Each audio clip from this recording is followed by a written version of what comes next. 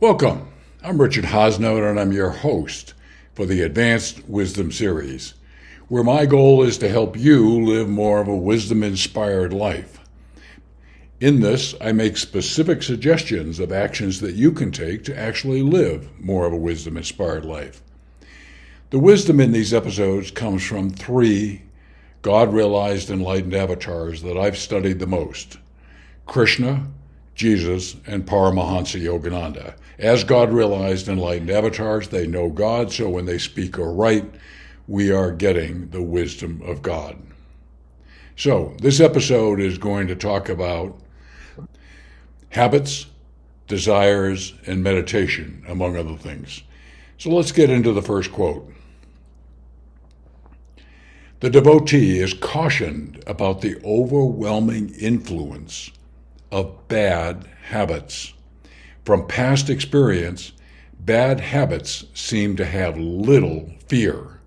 They behold no evil consequences, that they will not be able to destroy their psychological kinsmen, the good inclinations. Close quote. Pretty strong indictment of bad habits and how they can stop you, impair you, hinder you along your spiritual journey. So how do you weaken bad habits? Well, I'm going to give you three suggestions. First, you need to identify the triggers. What causes you to trigger a bad habit, to do something that does not serve you well at the end of the day? It really doesn't. What are those triggers? What situations are you in? Who's involved? What subject matter is involved that triggers you? Next, do your very best to replace bad habits with positive habits. Look back through self-awareness and observation of yourself. I chose a bad habit. What is the good habit I could have used instead? What good action could I have used? Now, none of this is fast. So the third suggestion is that you need to persist and persevere. Okay? Make this a focus really for the rest of your life. Next quote.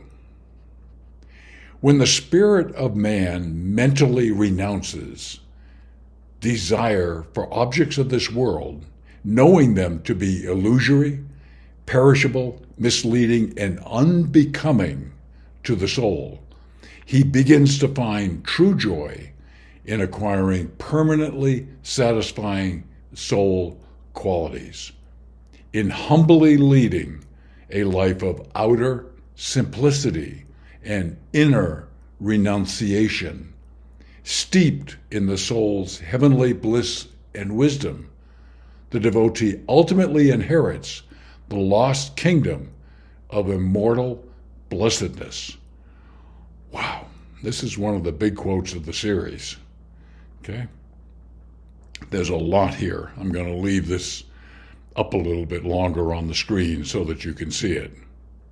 So how do you go about renouncing desire for objects in the world? Well, you need to start by saying you have a strong attachment to them. You have strong attachment to things that are impermanent, recognizing the impermanence of these things. Therefore, their value and importance in your life is not as great as you think it is. It makes it easier to let go. Second, practice contentment. Practice being content. Third, engage in detachment exercises.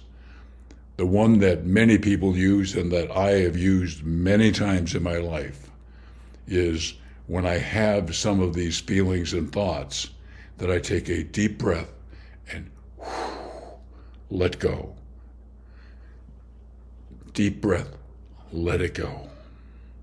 Okay? Next quote.